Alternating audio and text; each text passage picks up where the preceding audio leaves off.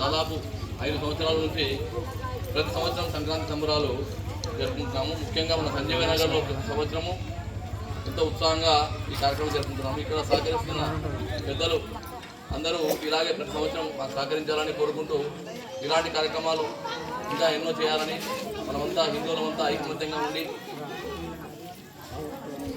ఉత్సాహంగా కార్యక్రమాలు పాల్గొనాలని మనం కొద్దిగా కోరుకుంటున్నాము. జై శ్రీరామ్.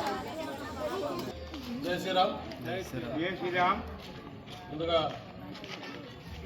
ఏవన్ న్యూస్ ఛానల్కు సంక్రాంతి శుభాకాంక్షలు. అలాగే కోడుమూరు నియోజకవర్గ ప్రజలకు, గూడూరు నగర పంచాయతీ ప్రజలకు సంక్రాంతి సందర్భంగా శుభాకాంక్షలు తెలియజేసుకుంటా ఉన్నాము. ఈరోజు మనం సంక్రాంతి పండుగ సందర్భంగా నిన్న శ్రీరాముల దేవాలయం దగ్గర జరుపుకున్నాము ముగ్గుల పోటీలు.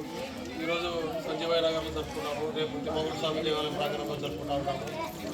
మనం ఈరోజు ఈ విధంగా ప్రతి ఉత్సవాన్ని కూడా మనం అందరం కలిసిమెలిసి చాలా సంతోషంగా ఉంది.